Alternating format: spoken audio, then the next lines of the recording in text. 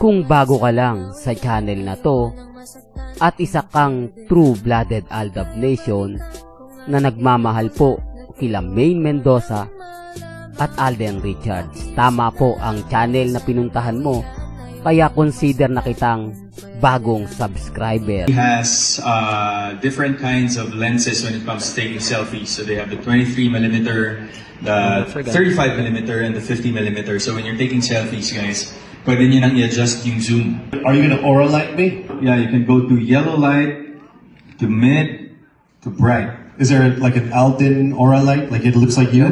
That one we have to ask our bosses. At pati sa mga supporters ko, maraming salamat po for celebrating with us here at the launch of the Vivo V50 Lite. Alam niyo, sobrang nakakatawa makita yung suporta niyo sa Vivo, and it makes me even prouder to be a Vivo ambassador. And alam niyo na, if you're looking for a sign to get a new smartphone, this is it. Nandito ang mga booths. Please feel free to walk around and explore to know more about the new Vivo V50 Lite. Thank you, everyone. Maraming salamat, and please enjoy the weekend. Thank you po. Welcome back mga ka-Aldab. Ito na naman po ang inyong lingkod, si Mr. Destiny. At siyempre napakaganda ng update natin. Ito yung pinaka-latest mga ka-Aldab na kaganapan po sa Vivo launch, na kung saan masayang masaya ang mga fans ni Mrs. Paul Carson.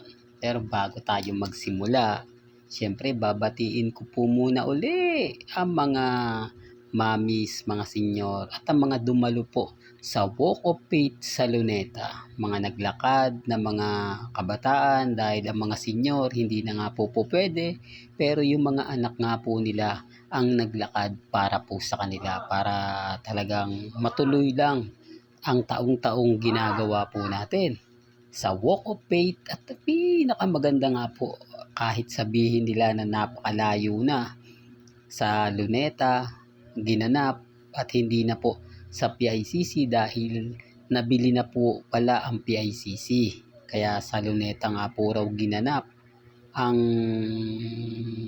kumbaga ang Walk of Faith, di po ba? Di po ba mga ka-Aldab? Kaya dun sa mga mamis na kinaya pa, saludo po ako sa inyo. Di po ba? Saludo po ako dahil kinaya nyo ang maglakad papuntang Ambil o papuntang Parañaque to Luneta to Parañaque. Mabuhay po kayo hanggang gusto po ninyo. Ulitin ko, binabati ko po lahat ng dumalo sa Walk of Faith kay Brother Mike C. Bilarde ng El Shaddai. Di po ba pinakita na naman po natin, pinaramdam na naman po natin na mas marami pa rin po ang nagmamahal kay Brother Mike Bilarde. Well, punta na tayo mga ka-Aldab sa ating pinaka main topic. Spotted si Alden Richards sa Vivo. Normal lang po yun mga ka-Aldab. Alam naman po natin na kung nasaan si Habi o si YP, nandun din si Habi. Oops, issue na naman yan, Mr. Destiny. Alam niyo po bang pumunta muna yan sa Vicky Bello Medical Group, na kung saan nga po yan na naman ang topic at pinag-uusapan sa mga website. Kaya lang siyempre wala tayong ebidensya, wala tayong resibo. Halos wala naman po lahat silang ibabato o ibibigay sa atin. Kaya nga sabi ko sa inyo, kampante lang. Di po ba? Maging relax lang. Although wala tayong ebidensya, walang resibo. Pero okay na po yung mga bagay-bagay na sila na po nagsasabi. Hindi naman po yun magre-react kung wala lang. Di po ba? Kaya nga sabi ko nga, kahit pumunta po at makita si na Alden, si Maine, sa Bello Medical Group, normal lang daw yun. Dahil Bello babies nga po yung dalawa. Tanging sabi nga ni Mengay, si Dr. Vicky Bello lang lagi ang umaayos sa kanya. Po ba? Halos lahat naman po ng mga in-interview yun ang sinasagot.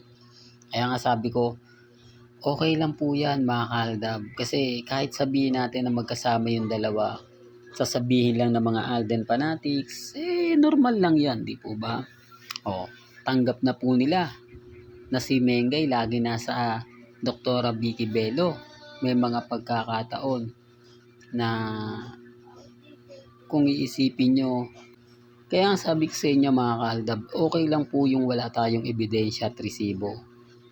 Basta't ang importante, masaya po tayo. Pansin nyo po ba, nahalata naman pong ayaw talaga silang pagsamahin. Gaya po ng pinapaliwanag ng iilang netizen. Bibo endorsement si Maine. Bibo endorsement si Alden. Pero bakit bawal silang magsama? Mga katanungang mahirap nga po talagang ipaliwanag. Mas maganda nga po raw na dalawa, mas mabenta. Kung dalawa sina Alden at si Maine sa Bibo, abay, yung pupunta yung mga Maine fanatics daw, pupunta pa rin daw yung Alden fanatics, syempre pupunta rin yung Aldab Nation. O, doon pa lang puno na yung venue. O, pansin nyo po ba? Mas malakas pa yung benta.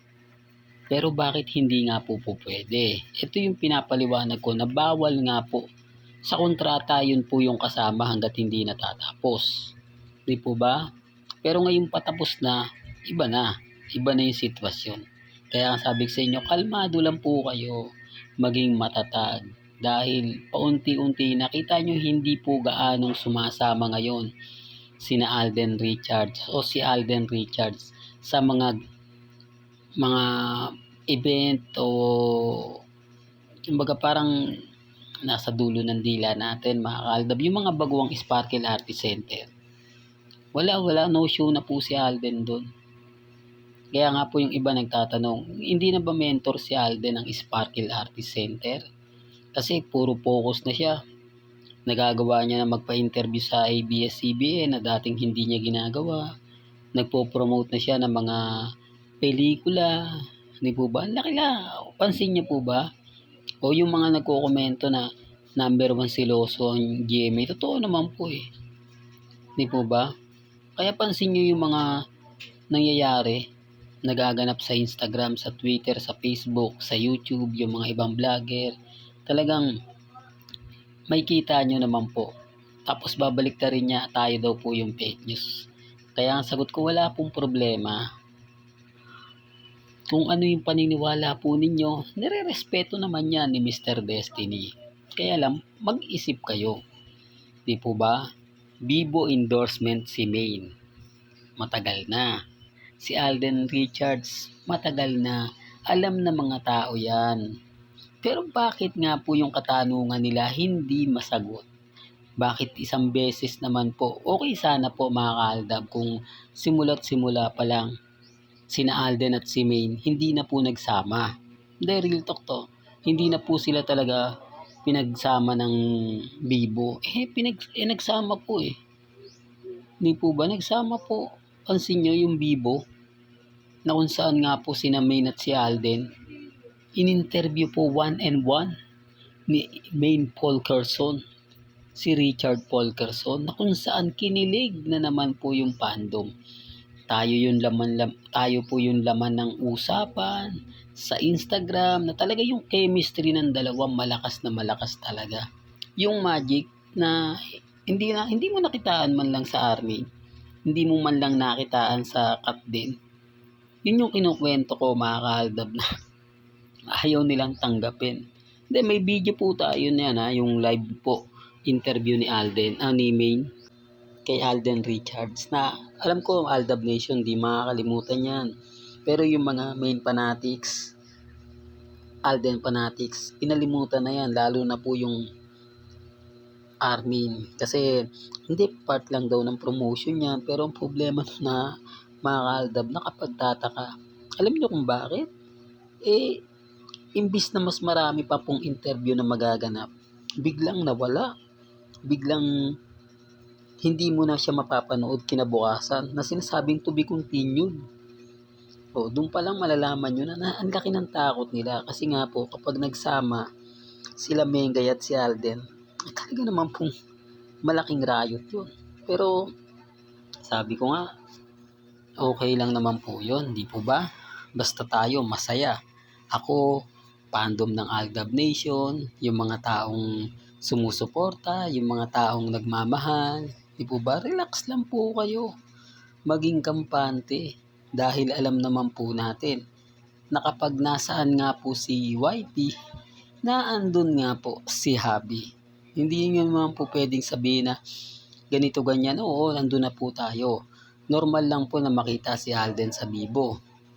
Dahil alam naman po natin na Vivo endorsement siya. Pero ang tanong, di po ba, naandun na rin naman po siya.